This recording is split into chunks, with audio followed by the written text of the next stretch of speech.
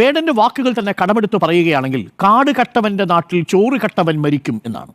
നോക്കൂ, കാട് കട്ടവർ ചുറ്റും നിൽക്കുമ്പോൾ ചോറ് കട്ടവനെ കൊല്ലാൻ വേണ്ടിയുള്ള ഒരു കേസായി ഇത് മാറുന്നത് എങ്ങനെയാണെന്ന് ഞാൻ വിശദീകരിക്കാം. മോഹൻലാലിന്റെ വീട്ടിൽ 4 ആനക്കൊമ്പുകൾ കണ്ടെത്തുന്നത് വനം വകുപ്പല്ല, ആദായ നികുതി വകുപ്പാണ്.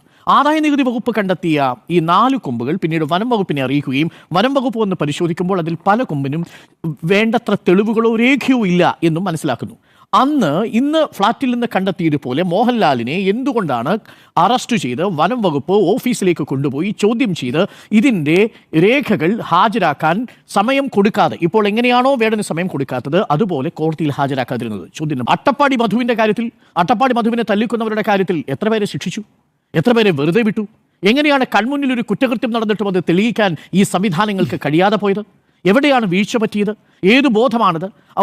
പ്രതിഭ MLA മകൻ, ആ മകൻ ഉൾപ്പെട്ട ഒരു ഗ്യാങ് 9 പേരെ കഴിഞ്ഞ ഡിസംബർ മാസം 28-ാം തീയതി ഒരു തകഴിയിൽ ഉള്ള ഒരു കായംകുളത്തുള്ള ഒരു കൾവേട്ടിനടിയിൽ, ഒരു കലിങ്ങിനടിയിൽ വെച്ച് പിടികൂടുന്നു. ഇവരുടെ കയ്യിൽ നിന്ന് 3 ഗ്രാം കഞ്ചാവ് പിടികൂടുന്നു. എന്താണ് ഒടുവിൽ? അന്ന് 9ാമത്തെ പ്രതിയായ കനിവ് ഇപ്പോൾ പ്രതിപട്ടികയിൽ നിന്ന് ഒഴിവാക്കപ്പെട്ടിരിക്കുന്നു.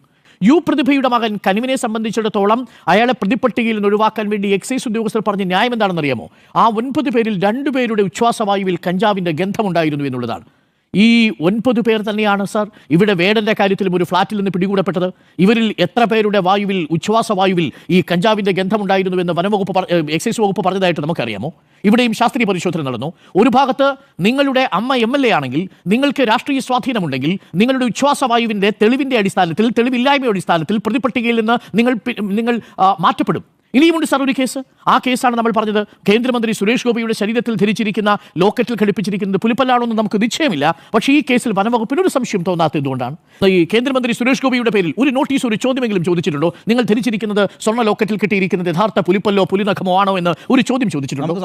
ആർക്കും സംശയമില്ലല്ലോ. അതായത് നിങ്ങളുടെ മുന്നിൽ വേഷ്ടിയിട്ട് ഇതേപോലെ സ്വർണം കിട്ടിയ ഒരു പുലിപ്പല്ലോ പുലിനഖവുമായി ഒരാൾ ആഠ്യത്വത്തോടു കൂടി നടന്നാൽ അയാൾ ഉന്നത കുലജാതനാണെന്ന് നിങ്ങൾക്ക് തോന്നിയാൽ അയാൾക്ക് ഒരു കുറ്റകൃത്യം ചെയ്യില്ല എന്ന് നമ്മൾ സ്വയം ധരിക്കുന്നതിൻ്റെ പേരാണ് വർണ്ണബോധം എന്ന് പറയുന്നത്. അതാണ് നമ്മളിലുള്ള സവർണബോധം എന്ന് പറയുന്നത്.